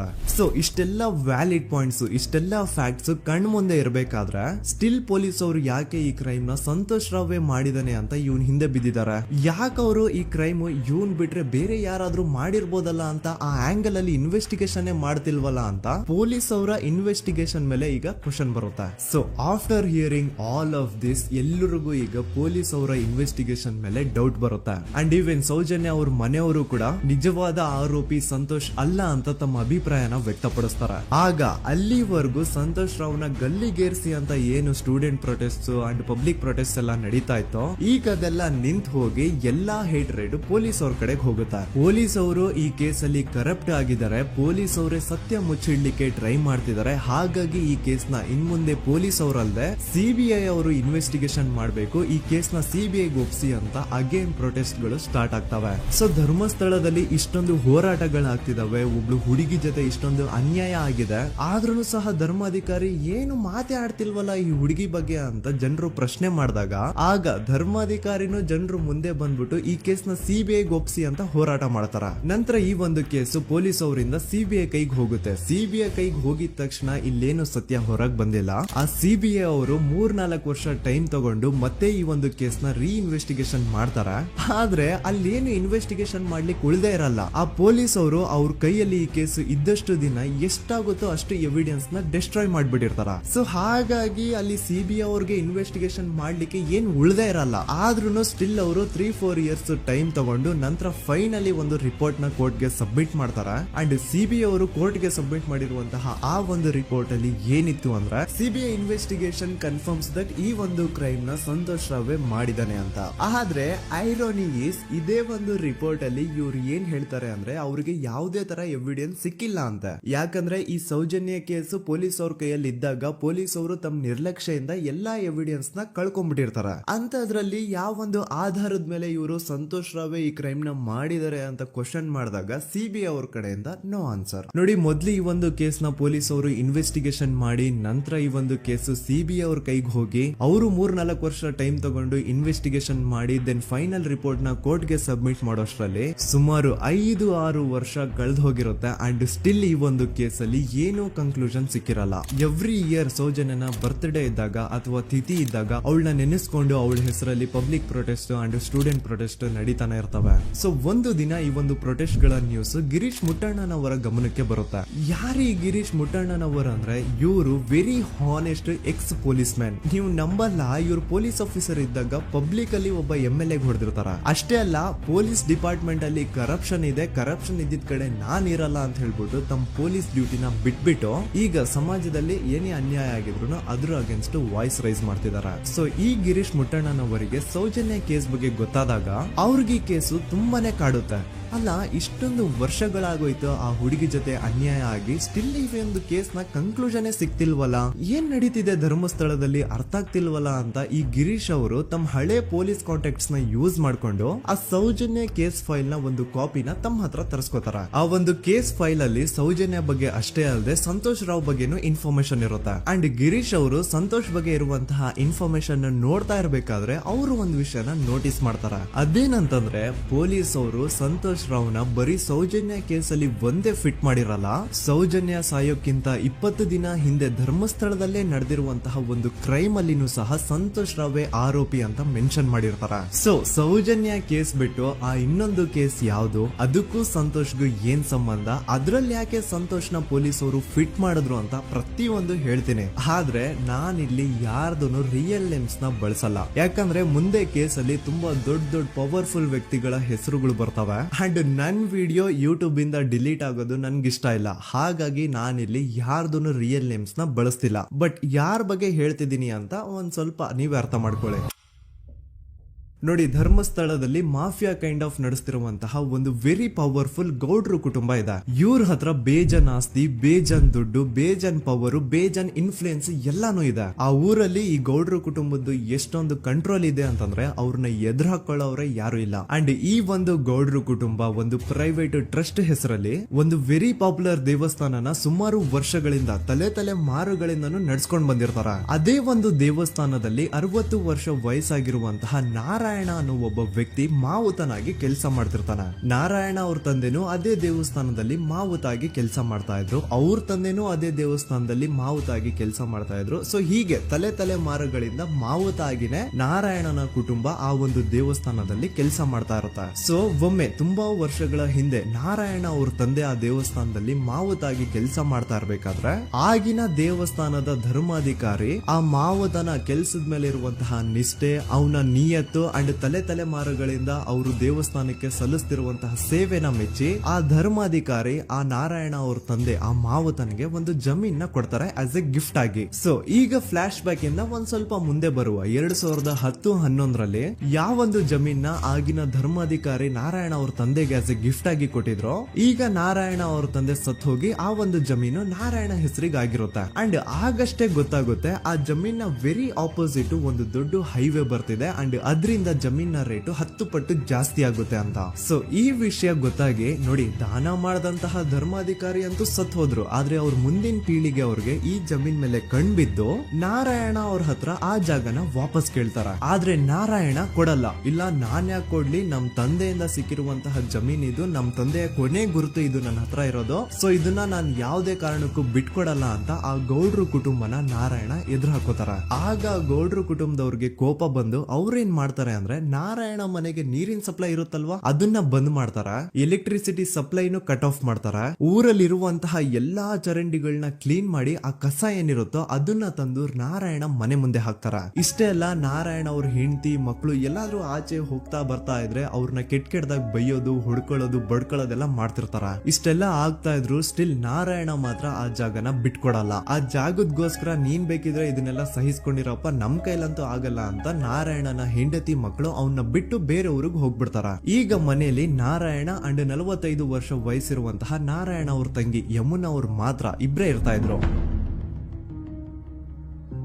ಸೊ ಒಂದೊಳ್ಳೆ ಅವಕಾಶ ನೋಡ್ಕೊಂಡು 21 ಸೆಪ್ಟೆಂಬರ್ 2012 ಮನೆಯಲ್ಲಿ ನಾರಾಯಣ ಹಾಗೂ ಯಮುನಾ ಇರ್ಬೇಕಾದ್ರೆ ಯಾರೋ ಮನೆ ಒಳಗಡೆ ನುಗ್ಗಿ ನಾರಾಯಣನ್ಗೆ ಹೊಡೆದು ಯಮುನಾಗೂ ಸಹ ಹೊಡೆದು ನಂತರ ಅವಳು ಮಾಡಿ ದೆನ್ ನಾರಾಯಣ ಹಾಗೂ ಯಮುನನ ತಲೆನ ಒಂದು ರುಬ್ಬಗುಂಡಿಂದ ಚಚ್ಚಿ ಸಾಯಿಸ್ಬಿಡ್ತಾರ. ಈ ಕೊಲೆ ಆಗಿದ್ದು ಕಳ್ಳತನಗೋಸ್ಕರ ಅಂತ ಪೊಲೀಸ್ ಅವರು ತಮ್ಮ ರಿಪೋರ್ಟ್ ಅಲ್ಲಿ ಬರೀತಾರ. ಆದ್ರೆ ಪಾಯಿಂಟ್ ಏನ್ ಗೊತ್ತಾ, ಆ ಮನೇಲಿ ಒಂದ್ ಸ್ವಲ್ಪನೂ ಹಣ ಆಗ್ಲಿ ಅಥವಾ ಬಂಗಾರ ಆಗ್ಲಿ ಕಳ್ಳತನ ಆಗಿರಲ್ಲ. ಕಳ್ಳತನ ಆಗಿರೋದು ಕೇವಲ ಆ ಮೇನ್ ರೋಡ್ ಅಲ್ಲಿ ಇದ್ದಂತಹ ಪ್ರಾಪರ್ಟಿ ಪೇಪರ್ಸ್. ಎಂತ ಕೋಇನ್ಸಿಡೆನ್ಸ್ ನೋಡಿ, ಯಾವ ಒಂದು ಜಮೀನಿನ ಪತ್ರ ನಾರಾಯಣ ಮನೆಯಿಂದ ಕಳ್ಳತನ ಆಗಿದ್ವೋ ಅದೇ ಒಂದು ಜಮೀನಲ್ಲಿ 10 ವರ್ಷ ಆದ ನಂತರ ಒಂದು ದೊಡ್ಡ ಹೋಟೆಲ್ ಸ್ಥಾಪನೆ ಆಗುತ್ತೆ ಅಂಡ್ ಆ ಹೋಟೆಲ್ ನ ಇನಾಗ್ರೇಷನ್ ಗೆ ಚಿಕ್ಕ ಗೌಡ್ರು ಬರ್ತಾರ. ಸೊ ಈಗೇನು ನಾರಾಯಣ ಹಾಗೂ ಯಮುನನ ಕೊಲೆ ಆಗಿದ್ಯೋ ಇದಾಗಿದ್ದು 20 ದಿನ ಆದ್ಮೇಲೆ ಸೌಜನ್ಯ ಜೊತೆ ಅಂತ ನಿರ್ದಯ ಘಟನೆ ಆಗಿದ್ದು. ಸೊ ಪೊಲೀಸ್ ಅವರು ಸೌಜನ್ಯ ಕೇಸಲ್ಲಿ ಸಂತೋಷ್ ರಾವ್ನ ಫಿಟ್ ಮಾಡೋದಲ್ದೆ ಈ ಒಂದು ನಾರಾಯಣ ಹಾಗೂ ಯಮುನಾ ಕೇಸಲ್ಲೂ ಸಹ ಸಂತೋಷ್ ರಾವ್ನೆ ಫಿಟ್ ಮಾಡಿರ್ತಾರ. ಇಲ್ಲಿ ಡೇಟ್ಸ್ ನ ಸ್ವಲ್ಪ ನೆನ್ಪಿಟ್ಕೊಳ್ಳಿ. ನಾರಾಯಣ ಹಾಗೂ ಯಮುನನ ಕೊಲೆ ಆಗಿದ್ದು 21 ಸೆಪ್ಟೆಂಬರ್ 2012 ಅಂಡ್ ಸಂತೋಷ್ ರಾವ್ ಧರ್ಮಸ್ಥಳಕ್ಕೆ ಬಂದಿದ್ದು 9 ಅಕ್ಟೋಬರ್ 2012, 20 ದಿನ ಆದ್ಮೇಲೆ. ಸೊ ನಾರಾಯಣ ಹಾಗೂ ಯಮುನನ ಕೊಲೆ ಆದಾಗ ಊರಲ್ಲೇ ಇಲ್ದೆ ಎಲ್ಲೋ ಶೃಂಗೇರಿಯಲ್ಲಿ ಯಾವುದೋ ಒಂದು ಹೋಟೆಲ್ ಅಲ್ಲಿ ಕೆಲಸ ಮಾಡ್ತಿದ್ದಂತಹ ಸಂತೋಷ್ ರಾವ್ ಹೇಗೆ ಈ ಒಂದು ಕೇಸಲ್ಲಿ ಆರೋಪಿ ಆಗ್ತಾನೆ? ಸೊ ಇದೇ ಒಂದು ಪಾಯಿಂಟ್ ನ ನೋಟಿಸ್ ಮಾಡಿ ಗಿರೀಶ್ ಮುಟ್ಟಣ್ಣನವರು ಧರ್ಮಸ್ಥಳಕ್ಕೆ ಬಂದು ಸಂತೋಷ್ ನ ಲಾಯರ್ ಜೊತೆ ಡಿಸ್ಕಸ್ ಮಾಡ್ತಾರ. ದೆನ್ ಫೈನಲಿ ಏನೋ ತಪ್ಪು ಮಾಡದೆ ಸುಳ್ಳು ಆರೋಪಗಳಿಂದ ಕರಪ್ಟ್ ಪೊಲೀಸ್ ಆಫೀಸರ್ಸ್ ನ ಮಿಸ್ಲೀಡಿಂಗ್ ಇನ್ವೆಸ್ಟಿಗೇಷನ್ ಇಂದ ಸಂತೋಷ್ ರಾವ್ ತನ್ನ ಜೀವನದ 8-10 ವರ್ಷನ ಜೈಲಲ್ಲಿ ಕಳೆದು ಫೈನಲಿ ರಿಲೀಸ್ ಆಗ್ತಾನೆ. ಒಂಥರ ಈ ಕೇಸಿಂದ ಸಂತೋಷ್ ರಾವ್ನ ಇಡೀ ಲೈಫ್ ಸ್ಪಾಯ್ಲ್ ಆಗೋಯ್ತು. ಈಗ ಸಂತೋಷ್ ರಾವ್ ರಿಯಲ್ ಆರೋಪಿ ಅಲ್ಲ ಅಂತ ಕೋರ್ಟ್ ಅಲ್ಲಿ ಪ್ರೂವ್ ಆಯ್ತು. ಹಾಗಿದ್ರೆ ರಿಯಲ್ ಆರೋಪಿ ಯಾರು? ಪೊಲೀಸ್ ಅವರು ಯಾಕೆ ಕೇಸಲ್ಲಿ ಇಷ್ಟೊಂದು ಅನ್ಫೇರ್ ಇನ್ವೆಸ್ಟಿಗೇಷನ್ ಮಾಡಿದ್ರು? ಯಾರ ರಿಯಲ್ ಹೆಸರನ್ನ ಮುಚ್ಚಿಡ್ಲಿಕ್ಕೆ ಪೊಲೀಸ್ ಆಫೀಸರ್ಸ್ ಈ ಒಂದು ಕೇಸಲ್ಲಿ ಸಂತೋಷ್ ರಾವ್ನ ಸಿಗ್ಹಾಕ್ಸಿದ್ರು? ಇದೆಲ್ಲ ಥಿಂಕ್ ಮಾಡ್ತಾ ಹೋದ್ರೆ ನೋಡಿ, ಆ ಊರಲ್ಲಿ ಆ ಪೊಲೀಸ್ ಆಫೀಸರ್ಸ್ ಗೆ ಲಂಚ ಕೊಡೋಷ್ಟು, ಒಂದು ಪೊಲೀಸ್ ಇನ್ವೆಸ್ಟಿಗೇಷನ್ ನ ಸ್ಟಾಪ್ ಮಾಡೋಷ್ಟು ಅಥವಾ ಇನ್ವೆಸ್ಟಿಗೇಷನ್ ನ ಮಿಸ್ಲೀಡ್ ಮಾಡೋಷ್ಟು ಇನ್ಫ್ಲೂಯೆನ್ಸ್ ಆಗ್ಲಿ, ಪವರ್ ಆಗ್ಲಿ ಅಥವಾ ಮನಿ ಆಗ್ಲಿ ಊರಿನ ಗೌಡ್ರು ಹತ್ರ ಮಾತ್ರ ಇದ್ದಿದ್ದು. ಸೊ ಈಗ ಸಂಶಯದ ಮುಳ್ಳು ಗೌಡ್ರು ಕಡೆ ತಿರುಗುತ್ತಾ ನೋಡಿ. ಪೊಲೀಸ್ ಅವರು ಸುಮ್ನೆ ಸಂತೋಷ್ ರಾವ್ನ ನಾರಾಯಣ ಹಾಗೂ ಯಮುನಾ ಕೇಸಲ್ಲಿ ಫಿಟ್ ಮಾಡಿದ್ರು. ಈಗ ಆ ಒಂದು ಕೊಲೆ ಪ್ರಕರಣಕ್ಕೂ ಸಂತೋಷ್ ರಾವ್ಗೂ ಏನು ಸಂಬಂಧನ ಇರ್ಲಿಲ್ಲ. ಹಂಗೆ ಥಿಂಕ್ ಮಾಡಿ, ನಾರಾಯಣ ಸತ್ರೆ ಅಥವಾ ಅವನ ತಂಗಿ ಯಮುನಾ ಸತ್ರೆ ಯಾರಿಗ ಅಡ್ವಾಂಟೇಜ್ ಆಗುತ್ತೆ? ಊರಿನ ಗೌಡ್ರಿಗೆ, ಯಾಕಂದ್ರೆ ಅವ್ರಿಗ ಜಮೀನ್ ಸಿಗುತ್ತಾ. ಸೊ ಈಗ ನಾರಾಯಣ ಹಾಗೂ ಯಮುನಾ ಕೇಸಲ್ಲಿ ಸಂತೋಷ್ ರಾವ್ ಆರೋಪಿ ಅಲ್ಲ ಅಂತ ಪ್ರೂವ್ ಆದ್ಮೇಲೆ ಹಾಗಿದ್ರೆ ಆ ಕೊಲೆ ಮಾಡಿದವ್ರು ಯಾರು ಅಂತ ಹಾಗೆ ಥಿಂಕ್ ಮಾಡಿದ್ರೆ ಗಿರೀಶ್ ಮುಟ್ಟಣ್ಣನವರಿಗೆ ಆ ಊರಿನ ಗೌಡ್ರ ಮೇಲೆ ಡೌಟ್ ಬರುತ್ತೆ. ಅದೇ ಒಂದು ಡೌಟ್ ಅಲ್ಲಿ ಗಿರೀಶ್ ಮುಟ್ಟಣ್ಣನವರು ಮಹೇಶ್ ತಿಮ್ರೊಡ್ಡಿ ಅಂತ ಇನ್ನೊಬ್ರ ಜೊತೆ ಸೇರ್ಕೊಂಡು ಈ ಹಿಂದೆ ಆ ಒಂದು ಊರಲ್ಲಿ ಆ ಧರ್ಮಸ್ಥಳದಲ್ಲಿ ಈ ಊರಿನ ಗೌಡ್ರು ಯಾವ್ದಾವ್ದೆಲ್ಲ ಕ್ರೈಮ್ಗಳು ಮಾಡಿದಾರೆ ಅಂತ ಊರಿನ ಜನರಿಂದ ತಿಳ್ಕೊತಾರ. ನಂತರ ಆ ಊರಿನ ಜನ ಯಾವ್ದಾವ್ದೆಲ್ಲ ಮ್ಯಾಟರ್ಸ್ ಹೇಳಿದ್ರು ಆ ಕೇಸ್ ಫೈಲ್ಸ್ ನೆಲ್ಲ ತಿರುಗಿಸಿ ಮುರುಗಿಸಿ ನೋಡಿದಾಗ ನೀವು ನಂಬಲ್ಲ, ಸೌಜನ್ಯ ಕೇಸ್ ಏನೇನು ಅಲ್ಲ, ಅದಕ್ಕಿಂತ ಭೀಕರ ಕೊಲೆಗಳು ಧರ್ಮಸ್ಥಳದಲ್ಲಿ ಆಗಿವೆ ಅಂಡ್ ಎಲ್ಲಾ ಕೊಲೆಗಳ ಹಿಂದೆ ಗೌಡ್ರು ಕುಟುಂಬದ ಕೈ ಇದೆ ಅಂತ ಎದ್ದು ಕಾಣಿಸುತ್ತೆ. 1977 ವೇದಾವಲ್ಲಿ ಕೇಸ್. ಧರ್ಮಸ್ಥಳ ಹತ್ತಿರ SDM ಪ್ರೈಮರಿ ಅಂಡ್ ಹೈಸ್ಕೂಲ್ ಅಂತ ಒಂದು ಸ್ಕೂಲ್ ಇರುತ್ತೆ. ಅಂಡ್ ಈ ಒಂದು ಪ್ರೈವೇಟ್ ಸ್ಕೂಲ್ ಬೇರೆ ಯಾರ್ದು ಅಲ್ಲ, ಆ ಗೌಡ್ರು ಕುಟುಂಬದ. ಈ ಸ್ಕೂಲ್ ಅಲ್ಲಿ 1977 ಅಲ್ಲಿ ವೇದಾವಲ್ಲಿ ಅಂತ ಒಬ್ರು ಟೀಚರ್ ವರ್ಕ್ ಮಾಡ್ತಿರ್ತಾರ. ವೇದಾವಲ್ಲಿ ಆ ಟೀಚರ್ ಜಾಬ್ ಗೆ ತುಂಬಾನೇ ಓವರ್ ಕ್ವಾಲಿಫೈಡ್. ಅವರ ಕ್ವಾಲಿಫಿಕೇಶನ್ಸ್ ನ ಗಮನದಲ್ಲಿ ಇಟ್ಕೊಂಡ್ರೆ ಅವ್ರಿಗೆ HM ಅಥವಾ ಪ್ರಿನ್ಸಿಪಲ್ ನ ಪೋಸ್ಟ್ ಸಿಗ್ಬೇಕು. ಆದ್ರೂ ಸಹ ವೇದಾವಲ್ಲಿ ಆಸ್ ಎ ಟೀಚರ್ ಆಗಿನೇ ಕೆಲಸ ಮಾಡ್ಕೊಂಡು ಹೋಗ್ತಿರ್ತಾರ. ಒಮ್ಮೆ ಏನಾಗುತ್ತೆ, ಸ್ಕೂಲ್ ಅಲ್ಲಿ ಪ್ರಿನ್ಸಿಪಲ್ ನ ಪೋಸ್ಟ್ ಖಾಲಿ ಆಗುತ್ತೆ ಅಂಡ್ ಆ ಒಂದು ಪೋಸ್ಟ್ ಗೆ ಎಲ್ರು ಏನ್ ಅನ್ಕೊಳ್ತಾರೆ ವೇದವಲ್ಲಿನೇ ಸೆಲೆಕ್ಟ್ ಮಾಡೋದು ಅಂತ. ಆದ್ರೆ ವೇದವಲ್ಲಿಯ ಕ್ಯಾಸ್ಟ್ ಬೇರೆ ಇದೆ ಅನ್ನೋ ಒಂದೇ ಒಂದು ಕಾರಣಕ್ಕೆ ಆ ಪ್ರಿನ್ಸಿಪಲ್ ನ ಪೋಸ್ಟ್ ವೇದವಲ್ಲಿಗೆ ಸಿಗದೆ ಬೇರೆ ಯಾರನ್ನೋ ತಂದು ಕೂರಿಸ್ಬಿಟ್ಟಿರ್ತಾರ. ಇದ್ರಿಂದ ಟೀಚರ್ ವೇದವಲ್ಲಿಗೆ ತುಂಬಾ ಕೋಪ ಬಂದು ಅವ್ರ ಸ್ಕೂಲ್ ಮುಂದೆ ಪ್ರೊಟೆಸ್ಟ್ ಮಾಡೋದ್ ಸ್ಟಾರ್ಟ್ ಮಾಡ್ತಾರ. ಅಂಡ್ ಈ ವಿಷಯ ಸ್ಕೂಲ್ ನ ಓನರ್ಸ್ ಗೆ ಇಷ್ಟ ಆಗಲ್ಲ. ಸೊ ಅವರು ಆ ಕೋಪನ ಹಾಗೆ ಮನ್ಸಲ್ಲಿ ಇಟ್ಕೊಂಡಿರ್ತಾರ. ಒಮ್ಮೆ ಏನಾಗುತ್ತೆ, ಸ್ಕೂಲ್ ರಜೆ ಇರುತ್ತೆ, ವೇದವಲ್ಲಿ ಮನೇಲಿ ಇರ್ತಾರ. ಅಂಡ್ ಅವ್ರ ಹಸ್ಬೆಂಡ್ ಡಾಕ್ಟರ್ ಅರಳೆ ಅವ್ರಿಗೆ ಯಾವ್ದೋ ಬೇರೆ ಊರಲ್ಲಿ ಒಂದು ಕಾಲೇಜ್ ಅಲ್ಲಿ ಸೆಮಿನಾರ್ ಏನೋ ಇರುತ್ತೆ. ಸೊ ಅವರು ಅಲ್ಲಿಗೆ ಹೋಗಿರ್ತಾರೆ. ಈಗ ಮನೇಲಿ ಇರೋದು ವೇದವಲ್ಲಿ ಒಂದೇ. ಇದೇ ಒಂದು ಅವಕಾಶನ ನೋಡ್ಕೊಂಡು ಯಾರೋ ವೇದವಲ್ಲಿ ಅವ್ರ ಮನೆಗ್ ನುಗ್ಗಿ ವೇದವಲ್ಲಿಗೆ ಹೊಡೆದು ನಂತರ ಅವ್ರನ್ನ ಜೀವಂತವಾಗಿ ಸುಟ್ಬಿಡ್ತಾರ. ಸ್ವಲ್ಪ ಹೊತ್ತು ನಂತರ ರಾತ್ರಿ ಆಗ್ತಿದ್ದಂಗೆ ಡಾಕ್ಟರ್ ಅರಳೆ ಅವರು ಮನೆಗೆ ವಾಪಸ್ ಬರ್ತಾರೆ. ಅಂಡ್ ಮನೆ ಒಳಗಡೆ ಬಂದ್ ನೋಡಿದ್ರೆ ವೇದವಲ್ಲಿ ಅವರು ಸತ್ ಹೋಗಿ ಅವರ ಬಾಡಿ ಸುಟ್ ಹೋಗಿ ನೆಲದ ಮೇಲೆ ಬಿದ್ದಿದೆ. ಹೆಂಡತಿನ ಕಳ್ಕೊಂಡಿರುವಂತಹ ದುಃಖನ ಸೈಡ್ಗೆ ಇಟ್ಟು ಡಾಕ್ಟರ್ ಅರಳೆ ಅವರು ಮೊದ್ಲು ಪೊಲೀಸ್ ಸ್ಟೇಷನ್ ಹೋಗ್ಬಿಟ್ಟು ನಮ್ ಮನೆಗೆ ನಾನ್ ಇಲ್ದೇ ಇರುವಂತಹ ಸಮಯನ ನೋಡ್ಕೊಂಡು ಯಾರೋ ಮನೆ ಒಳಗಡೆ ನುಗ್ಗಿ ನನ್ನ ಹೆಂಡತಿನ ಹೊಡೆದು ನಂತರ ಅವಳನ್ನ ತುಂಬಾ ಭೀಕರವಾಗಿ ಸಾಯಿಸಿದ್ದಾರೆ ಅಂತ ಪೊಲೀಸ್ ಅವ್ರಿಗೆ ರಿಪೋರ್ಟ್ ಕೊಡಕ್ ಹೋದ್ರೆ ಅಲ್ಲಿ ಪೊಲೀಸ್ ಅವರು ಉಲ್ಟಾ ಡಾಕ್ಟರ್ ಅರಳೆ ಮೇಲೆನೆ FIR ಬರ್ದು ನೀನೇ ನಿನ್ ಹೆಂಡತಿನ ಸಾಯಿಸಿದ್ಯಾ, ನಾಟಕ ಮಾಡಬೇಡ ಅಂತ ಅವ್ರನ್ನೇ ಅರೆಸ್ಟ್ ಮಾಡ್ಬಿಡ್ತಾರ. ನಂತರ 2-3 ವರ್ಷ ಜೈಲಲ್ಲೇ ಇದ್ದು ಡಾಕ್ಟರ್ ಅರಳೆ ಅವರು ತಮ್ಮ ಫ್ರೆಂಡ್ಸ್ ಅಂಡ್ ಫ್ಯಾಮಿಲಿ ಮೂಲಕ ಎವಿಡೆನ್ಸ್ ನೆಲ್ಲ ಕಲೆಕ್ಟ್ ಮಾಡಿಸಿ ತಾನ ಕೊಲೆನ ಮಾಡಿಲ್ಲ, ತಾನ್ ತನ್ನ ಹೆಂಡತಿನ ಸಾಯಿಸಿಲ್ಲ ಅಂತ ಕೋರ್ಟ್ ಅಲ್ಲಿ ಪ್ರೂವ್ ಮಾಡ್ಕೊಂಡು ಜೈಲಿಂದ ರಿಲೀಸ್ ಆಗ್ತಾರ. ಸೊ ಈಗ ಡಾಕ್ಟರ್ ಅರಳೆ ಅವರು ಈ ಒಂದು ಕ್ರೈಮ್ ನ ಮಾಡಿಲ್ಲ ಅಂತಂದ್ರೆ ವೇದವಲ್ಲಿನ ಅಷ್ಟು ಭೀಕರವಾಗಿ ಸಾಯಿಸಿದವ್ರು ಯಾರು, ಈ ವಿಷಯ ಇವತ್ತಿನವರೆಗೂ ಗೊತ್ತಾಗಿಲ್ಲ. 1986 ಅಲ್ಲಿ ನಡೆದಂತಹ ಪದ್ಮಲತಾ ಕೇಸ್. ಪದ್ಮಲತಾ ಅವ್ರ ತಂದೆ ಕಮ್ಯುನಿಸ್ಟ್ ಪಾರ್ಟಿನ ಲೀಡರ್ ಇರ್ತಾರೆ. ಅವ್ರ ರಿಯಲ್ ನೇಮ್ ಏನು ಅಂತ ನಮಗ್ ಗೊತ್ತಾಗಿಲ್ಲ, ಬಟ್ ಈ ವಿಡಿಯೋದಲ್ಲಿ ಅವ್ರ ಹೆಸರು ಲಕ್ಷ್ಮಣ್ ಅಂತ ಅನ್ಕೊಳ್ಳಿ. ಸೊ ಕಮ್ಯುನಿಸ್ಟ್ ಪಾರ್ಟಿನ ಲೀಡರ್ ಇರುವಂತಹ ಲಕ್ಷ್ಮಣ್ ಅವ್ರಿಗೆ ಊರಲ್ಲಿ ತುಂಬಾನೇ ಸಪೋರ್ಟ್ ಇರುತ್ತೆ. ಊರಿನ ಜನರ ಫೇವ್ರೇಟ್ ಇರ್ತಾರೆ ಇವರು. ಅಂಡ್ ಅದೇ ವರ್ಷ ಅಂದ್ರೆ 1986 ಅಲ್ಲಿ ಪಂಚಾಯತ್ ಎಲೆಕ್ಷನ್ ಬೇರೆ ಇರುತ್ತೆ. ಅಂಡ್ ಎಲ್ರಿಗೂ ಗೊತ್ತಿತ್ತು ಲಕ್ಷ್ಮಣೆ ಗೆಲ್ಲೋದು ಅಂತ. ಆ ಪಂಚಾಯತ್ ಎಲೆಕ್ಷನ್ ಅಲ್ಲಿ ಲಕ್ಷ್ಮಣ್ನ ಆಪೋಸಿಟ್ ಗೌಡ್ರಿಗೆ ತುಂಬಾ ಬೇಕಾಗಿರೋರು ಒಬ್ರು ನಿಂತಿರ್ತಾರ. ಅಂಡ್ ಅವ್ರಿಗೂ ಗೊತ್ತಿತ್ತು ಎಲೆಕ್ಷನ್ ಏನಾದ್ರು ಆದ್ರೆ ಲಕ್ಷ್ಮಣ ಎಲೆಕ್ಷನ್ ಅಲ್ಲಿ ಗೆಲ್ಲೋದು ಅಂತ. ಸೊ ಎಲ್ಲಿ ಸೋತೋಗ್ಬಿಡ್ತೀವೋ ಅನ್ನೋ ಭಯಕ್ಕೆ ಆ ಗೌಡ್ರು ಕಡೆ ಅವ್ರು ಏನ್ ಮಾಡ್ತಾರೆ, ಲಕ್ಷ್ಮಣ್ನ ಅಪ್ರೋಚ್ ಮಾಡಿ ಮುಚ್ಕೊಂಡು ಈ ಪಂಚಾಯತ್ ಎಲೆಕ್ಷನ್ ಅಲ್ಲಿ ನಿನ್ ನಾಮಿನೇಷನ್ ನ ಕ್ಯಾನ್ಸಲ್ ಮಾಡು ಅಂತ ವಾರ್ನಿಂಗ್ ಕೊಡ್ತಾರ. ಆದ್ರೆ ಲಕ್ಷ್ಮಣ್ ಅವರು ಅಂಜದೆ ನೀವ್ ಏನ್ ಮಾಡ್ತಿರೋ ಮಾಡ್ಕೊಳ್ರಿ, ಆದ್ರೆ ನಾನ್ ಮಾತ್ರ ನಾಮಿನೇಷನ್ ನ ಕ್ಯಾನ್ಸಲ್ ಮಾಡಲ್ಲ ಅಂತ ಆ ಗೌಡ್ರು ಕುಟುಂಬನ ಎದುರು ಹಾಕೋತಾರ. ದೆನ್ ಎಂತ ಕೋಇನ್ಸಿಡೆನ್ಸ್ ನೋಡಿ, ನೆಕ್ಸ್ಟ್ ಡೇನೆ ಲಕ್ಷ್ಮಣ್ ಅವ್ರ ಮಗಳು ಪದ್ಮಲತಾ ಕಿಡ್ನಾಪ್ ಆಗ್ತಾಳ. ಸುಮಾರು 56 ದಿನ ಅವಳನ್ನ ಯಾರೋ ಕಿಡ್ನಾಪ್ ಮಾಡ್ತಾರೆ. ಅಂಡ್ ಆ 56 ದಿನ ಡೈಲಿ ಅವಳನ್ನ ಶೋಷಣೆ ಕೂಡ ಮಾಡ್ತಾರೆ. ನಂತರ 56 ದಿನ ಆದ್ಮೇಲೆ ಪದ್ಮಲತನ ಬಾಡಿ ನೇತ್ರಾವತಿ ನದಿಲಿ ತೇಲ್ತಾ ಸಿಗುತ್ತಾ. ಆಸ್ ಎಕ್ಸ್ಪೆಕ್ಟೆಡ್ ಈ ಕೇಸಲ್ಲೂ ಪೊಲೀಸ್ ಅವ್ರ ಕಡೆಯಿಂದ ಪ್ರಾಪರ್ ಇನ್ವೆಸ್ಟಿಗೇಷನ್ ಆಗಲ್ಲ. ಅಂಡ್ ಯಾರ್ ಪದ್ಮಲತನ ಕಿಡ್ನಾಪ್ ಮಾಡಿದ್ರು, ಯಾರು ಅವಳನ್ನ 15 ದಿನವರೆಗೂ ಶೋಷಣೆ ಮಾಡಿ ನಂತರ ಅವಳನ್ನ ಅಷ್ಟು ಭೀಕರವಾಗಿ ಸಾಯಿಸಿದ್ರು ಅಂತ ಇವತ್ತಿನ ದಿನದವರೆಗೂ ಗೊತ್ತಾಗಿಲ್ಲ. ಮತ್ತೆ ನಮಗೆ ಗೊತ್ತಾದದು 22ಕ್ಕೆ ಸ್ಕೂಲ್ ಡೇ, 56 ದಿನ ಕಳೆದು ಹೊಳೆಯಲ್ಲಿ ಹೆಣ ಉಂಡು ಅಂತ ಕೇಳಿ ಪೊಲೀಸಿನವರು ಬರುವಾಗ ಬಂದು ಹೇಳುವಾಗ ನಮಗೆ ಗೊತ್ತಾಗ ಅವರು ನನ್ನನ್ನು ಕರ್ಕೊಂಡೋಗಿ ಅಲ್ಲಿ ಹೋಗಿವೆ. ಇನ್ನೊಂದು ಲಾಸ್ಟ್ ಕೇಸ್ ಇದೆ, ಇದು ಅರ್ಲಿ 2000 ಅಲ್ಲಿ ನಡೆದಿರೋದು. ಇವ್ರದ್ದು ಅಷ್ಟಾಗಿ ಡೀಟೇಲ್ಸ್ ನಾನು ಹೇಳಲ್ಲ, ಜಸ್ಟ್ ಮೇಲ್ ಹೇಳ್ತೀನಿ. 2000 ಇಸ್ವಿಯಲ್ಲಿ ಧರ್ಮಸ್ಥಳದಲ್ಲಿ 2 ಫಿನಾನ್ಸ್ ಬ್ಯಾಂಕ್ ಇರ್ತಾವೆ. ಒಂದು ಅಗೇನ್ ರಿಯಲ್ ನೇಮ್ ತಗೊಳ್ಳೋದು ಬೇಡ, ಲೈಕ್ ಜಸ್ಟ್ ಸಹಕಾರ ಗ್ರಾಮೀಣ ಬ್ಯಾಂಕ್ ಅನ್ಕೊಳ್ಳಿ. ಅಂಡ್ ಇನ್ನೊಂದು ಬಂದ್ಬಿಟ್ಟು SDM ಫೈನಾನ್ಸ್ ಪ್ರೈವೇಟ್ ಲಿಮಿಟೆಡ್. ಈ SDM ಫೈನಾನ್ಸ್ ಪ್ರೈವೇಟ್ ಲಿಮಿಟೆಡ್ ಬಂದು ಗೌಡ್ರು ಕುಟುಂಬ ಅವ್ರಿಗೆ ಸೇರಿದ್ದು. ಆ ಕಡೆ ಇವ್ರ ಆಪೋಸಿಟ್ ಏನದು ಗ್ರಾಮೀಣ ಬ್ಯಾಂಕ್ ಇತ್ತು, ಅದರಲ್ಲಿ ಒಬ್ಬ ಮ್ಯಾನೇಜರ್ ಬಡವ್ರಿಗೆ ಸಹಾಯ ಆಗ್ಲಿ ರೈತರಿಗೆ ಸಹಾಯ ಆಗ್ಲಿ ಅಂತ ತುಂಬಾ ಕಡಿಮೆ ಬಡ್ಡಿಗೆ ಲೋನ್ ಕೊಡ್ತಿರ್ತಾನೆ. ಇದರಿಂದಾಗಿ ಧರ್ಮಸ್ಥಳದಲ್ಲಿ ಆಲ್ಮೋಸ್ಟ್ ಎಲ್ಲಾ ಕಸ್ಟಮರ್ಸ್ ಆ ಗ್ರಾಮೀಣ ಬ್ಯಾಂಕ್ ಕಡೆಗೆ ಹೋಗ್ತಿರ್ತಾರ.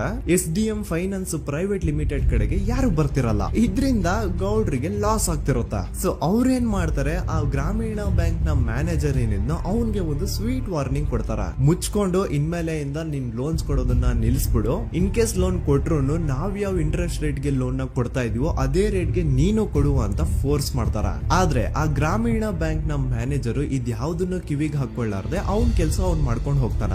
ದೆನ್ ಸಡನ್ಲಿ ಒಂದು ದಿನ ಬ್ಯಾಂಕ್ ಮ್ಯಾನೇಜರ್ ನ ಹೆಂಡತಿನ ಮನೆ ಒಳಗಡೆನೆ ನುಗ್ಗಿ ಯಾರು ಮಾಡಿ ತುಂಬಾ ಭೀಕರವಾಗಿ ಸಾಯಿಸ್ಬಿಡ್ತಾರ. ಇದ್ರ ರಿಗಾರ್ಡಿಂಗ್ ಆ ಬ್ಯಾಂಕ್ ಮ್ಯಾನೇಜರ್ ಪೊಲೀಸ್ ಸ್ಟೇಷನ್ ಅಲ್ಲಿ ಕಂಪ್ಲೇಂಟ್ ಕೊಡಕ್ ಹೋದ್ರೆ ಪೊಲೀಸ್ ಅವರು ಉಲ್ಟಾ ಆ ಬ್ಯಾಂಕ್ ಮ್ಯಾನೇಜರ್ ಹೆಸರಲ್ಲೇ FIR ಬರ್ದು ನೀನೇ ನಿನ್ ಹೆಂಡತಿನ ಸಾಯಿಸಿದ್ಯಾ ಅಂತ ಅವನ್ನೇ ಅರೆಸ್ಟ್ ಮಾಡ್ಬಿಡ್ತಾರ. ನಂತರ ಒಂದ್ 2-3 ವರ್ಷ ಆ ಬ್ಯಾಂಕ್ ಮ್ಯಾನೇಜರ್ ಜೈಲಲ್ಲಿ ಇರ್ತಾನೆ. ಅದಾದ್ಮೇಲೆ ಅವನ ಕ್ರೈಮ್ ನ ಮಾಡಿಲ್ಲ ಅಂತ ಕೋರ್ಟ್ ಅಲ್ಲಿ ಪ್ರೂವ್ ಆಗುತ್ತೆ. ಆದ್ರೆ ರಿಯಲ್ ಕ್ರೈಮ್ ಮಾಡಿದವರು ಯಾರು ಅಂತ still it's A question mark. And ಇನ್ನೊಂದು ನಾರಾಯಣ ಅಂಡ್ ಯಮುನಾ ಕೇಸ್ ಬಗ್ಗೆ ಅಂತೂ ನಾನು ಆಗ್ಲೇ ನಿಮ್ಗೆ ಎಕ್ಸ್ಪ್ಲೇನ್ ಮಾಡಿದೆ. ಸೊ ಎಂತಹ ಕೋಇನ್ಸಿಡೆಂಟ್ಸ್ ಗಳು ನೋಡಿ, ಯಾರೆಲ್ಲ ಆ ಧರ್ಮಸ್ಥಳದಲ್ಲಿ ಗೌಡ್ರು ಕುಟುಂಬನ ಎದುರಾಕೊಂಡಿದಾರೋ ಅವ್ರ ಜೀವನದಲ್ಲಿ ಏನೋ ಒಂದು ತುಂಬಾ ದೊಡ್ಡ ದುರಂತ ನಡೆದು ಹೋಗುತ್ತಾ. ಅಂಡ್ ಸರ್ಪ್ರೈಸಿಂಗ್ಲಿ ಅವ್ರ ಕೇಸಲ್ಲಿ ಪೊಲೀಸ್ ಅವ್ರ ಕಡೆಯಿಂದ ಪ್ರಾಪರ್ ಇನ್ವೆಸ್ಟಿಗೇಷನ್ ಆಗಲ್ಲ. ಅಂಡ್ ಯಾರ ಆ ಕ್ರೈಮ್ ನ ಮಾಡಿದ್ರು ಅಂತ ಯಾವತ್ತೂ ಹೊರಗ್ ಬರೋದೇ ಇಲ್ಲ. ಸೊ ಈ ಗೌಡ್ರು ಕುಟುಂಬದವರು ಧರ್ಮಸ್ಥಳದಲ್ಲಿ ಬೇಜನ್ ಕರ್ಮಕಾಂಡಗಳನ್ನ ಮಾಡಿದ್ದಾರೆ. ಅಂಡ್ ಅವ್ರ ಪವರ್ ಅಂಡ್ ಅವ್ರಿಗಿರುವಂತಹ ಇನ್ಫ್ಲೂಯೆನ್ಸ್ ಇಂದ ಆ ಎಲ್ಲಾ ಕೇಸ್ ನ ಮುಚ್ಚಾಕಿದ್ದಾರೆ ಅಂತ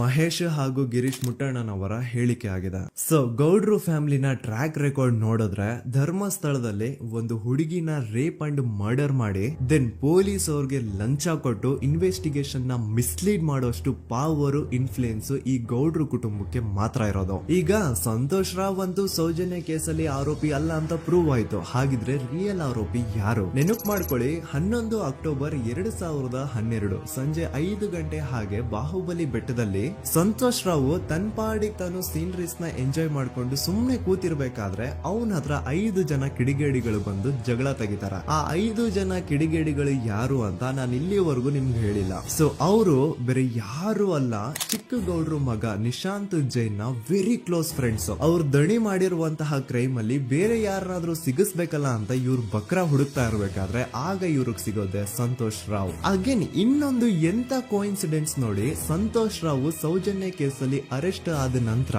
ಚಿಕ್ಕ ಗೌಡ್ರು ಮಗ ನಿಶಾಂತ್ ಜೈನ್ ದೇಶನೇ ಬಿಟ್ಟು ಹೋಗ್ಬಿಡ್ತಾನೆ. ಈ ಕೇಸಲ್ಲಿ ಚಿಕ್ಕ ಗೌಡ್ರು ಮಗ ಇನ್ವಾಲ್ವ್ಮೆಂಟ್ ಇದೆ ಅಂತ ಯಾರಿಗೂ ಡೌಟೇ ಬರ್ತಾ ಇರ್ಲಿಲ್ಲ. ಡೌಟ್ ಯಾವಾಗ ಬಂತು ಅಂದ್ರೆ ಆ 5 ಜನ ಕಿಡಿಗೇಡಿಗಳು ಯಾರು ಸಂತೋಷ್ನ ಈ ಒಂದು ಕೇಸಲ್ಲಿ ಸಿಗಾಕ್ಸಿದ್ರು ಆ 5 ಜನರಲ್ಲಿ ಒಬ್ಬ ರವಿ ಪೂಜಾರಿ ಅಂತಾನು ಇರ್ತಾನೆ. ಅವನ್ಗೆ ತಾನು ತಪ್ಪು ಮಾಡಿದೀನಿ ಅಂತ ಗಿಲ್ಟ್ ಕಾಡುತ್ತೋ ಅಥವಾ ಬೇರೆ ಏನೋ ಗೊತ್ತಿಲ್ಲ. ಆದ್ರೆ ಅವನೇ ಸ್ವತಃ ಪೊಲೀಸ್ ಅವ್ರ ಹತ್ರ ಹೋಗ್ಬಿಟ್ಟು ಸೌಜನ್ಯ ಕೇಸಲ್ಲಿ ನಿಜವಾದ ಆರೋಪಿ ಸಂತೋಷ್ ಅಲ್ಲ ಕಂಡ್ರು, ಅವನ್ನ ಸುಮ್ನೆ ಸಿಗಾಕ್ಸಿರೋದಷ್ಟೇ. ನಿಜವಾದ ಆರೋಪಿಗಳು ಚಿಕ್ಕ ಗೌಡ್ರು ಮಗ ನಿಶಾಂತ್ ಜೈನ್ ಅಂಡ್ ಅವನ್ ಫ್ರೆಂಡ್ಸ್ ಸೂರಜ್, ಕಿರಣ್ ಅಂಡ್ ಕಣ್ಮಣಿ ಅಂತ. ಈ ಎಲ್ಲಾ ವಿಷಯನ ರವಿ ಪೂಜಾರಿ ಪೊಲೀಸ್ ಅವ್ರಿಗೆ ತಿಳಿಸ್ತಾನೆ. ಅಗೇನ್ ಎಂತ ಒಂದು ಕೋಇನ್ಸಿಡೆನ್ಸ್ ನೋಡಿ, ಈ ವಿಷಯಗಳನ್ನ ಊರಿನ ಜನರು ಮುಂದೆ ಹೇಳಿದಂತಹ ರವಿ ಪೂಜಾರಿ ಆಕಸ್ಮಿಕವಾಗಿ ಸತ್ತು ಹೋಗ್ಬಿಡ್ತಾನೆ. ಇವನು ಹೇಳಿದ್ದು ನಿಜ ಅಂತ ಜನರಿಗೆ ಯಾವಾಗ ಕನ್ಫರ್ಮ್ ಆಗುತ್ತೆ ಅಂದ್ರೆ ಸೌಜನ್ಯಗೆ ತುಂಬಾ ಹತ್ರವಾದವ್ರು ಒಬ್ರು ಯಶೋಧ ಅನ್ನೋರು ಕೋರ್ಟ್ ಅಲ್ಲಿ ಬಂದ್ಬಿಟ್ಟು ಸೌಜನ್ಯ ಕೊಲೆ ಆಗಿದ್ದ ದಿನ ಆ ಒಂದು ಸ್ಪಾಟ್ ಅಲ್ಲಿ ನಾನು ಈ 3 ಜನರನ್ನ ನೋಡಿದ್ದೆ ಅಂತ ಸಾಕ್ಷಿ ಹೇಳ್ತಾರೆ. ಈಗ ಎಲ್ಲಾ ಡಾಟ್ಸ್ ನ ಕನೆಕ್ಟ್ ಮಾಡ್ತಾ ಹೋದ್ರೆ ಸೌಜನ್ಯ ಕೇಸ್ ಒಂದೇ ಅಲ್ಲ, ನಾರಾಯಣ ಹಾಗೂ ಯಮುನಾ ಕೇಸಲ್ಲೂ, ವೇದವಲ್ಲಿ ಕೇಸಲ್ಲೂ, ಆ ಬ್ಯಾಂಕ್ ಮ್ಯಾನೇಜರ್ ನ ಕೇಸಲ್ಲೂ ಹಾಗೂ ಪದ್ಮಲತಾ ಕೇಸಲ್ಲೂ ಸೀದಾ ಡೈರೆಕ್ಟ್ ಡೌಟ್ ಬರೋದೆ ಊರಿನ ಗೌಡ್ರ ಮೇಲೆ. I really want to appreciate Kudla rampage YouTube channel, third eye YouTube channel, Girish ಮುಟ್ಟಣ್ಣನವರು ಸರ್ ಹಾಗೂ ಮಹೇಶ್ ಅವರು ಅಂಡ್ ಆಲ್ ಅದರ್ಸ್. ಇವರ ಕಾನ್ಸ್ಟೆಂಟ್ ಎಫರ್ಟ್ಸ್ ಇಂದಾನೆ ಸತ್ಯ ಏನಂತ 1 by 1 ಹೊರಗೆ ಬರ್ತಿದೆ. And they are trying their level best to catch real criminals. At present Sowjanya case ಬಗ್ಗೆ ಅಪ್ಡೇಟ್ ಏನು ಅಂತಂದ್ರೆ ಹೈಕೋರ್ಟ್ ವರೆಗೂ ಈ ಒಂದು ಕೇಸ್ ಹೋಗಿದೆ. ಅಂಡ್ ಈ ಕೇಸ್ ಅಲ್ಲಿ ಈಗ ಇನ್ನೊಮ್ಮೆ ಮತ್ತೆ ಫ್ರೆಶ್ ಆಗಿ ರೀಇನ್ವೆಸ್ಟಿಗೇಷನ್ ಸ್ಟಾರ್ಟ್ ಆಗಬೇಕು ಅಂತ ಹೋರಾಟ ನಡೀತಿದೆ. ಸದುತ ಪ್ರಜೆಗಳೇ, ಇದಾಗಿತ್ತು ಸೌಜನ್ಯ ಕೇಸ್ ಬಗ್ಗೆ ನಮ್ಮ ಒಂದು ಡೀಟೇಲ್ಡ್ ವಿಡಿಯೋ. ಈ ವಿಡಿಯೋದಲ್ಲಿ ನನ್ನಿಂದ ಎಲ್ಲಾದ್ರೂ ಏನಾದ್ರೂ ಚಿಕ್ಕ ಪುಟ್ಟ ಇನ್ಫಾರ್ಮೇಶನ್ ಮಿಸ್ ಆಗಿದ್ರೆ ಅಥವಾ ಮಿಸ್ಟೇಕ್ ಆಗಿದ್ರೆ ಅದನ್ನ ದಯವಿಟ್ಟು ಕಮೆಂಟ್ ಸೆಕ್ಷನ್ ಅಲ್ಲಿ ಹೈಲೈಟ್ ಮಾಡಿ. ಈ ವಿಡಿಯೋ ಯಾವಾಗ ಯೂಟ್ಯೂಬ್ ಇಂದ ಡಿಲೀಟ್ ಆಗುತ್ತೋ ನನ್ಗಂತೂ ಗೊತ್ತಿಲ್ಲ. ಸೊ ಪ್ಲೀಸ್ ಆದಷ್ಟು ಬೇಗ ಇದನ್ನ ಎಲ್ಲಾ ಕಡೆ ಶೇರ್ ಮಾಡಿ. ಓಕೆ ಪ್ರಜೆಗಳೇ, ಇವತ್ತಿಗಿಷ್ಟು ಸಾಕು ಅನ್ಕೊಳ್ತೀನಿ. ನಾನು ನಿಮ್ಮ ದೂತ ಸಮೀರ್ MD. ಮತ್ತೆ ಸಿಗ್ತೀನಿ ನೆಕ್ಸ್ಟ್ ವಿಡಿಯೋದಲ್ಲಿ.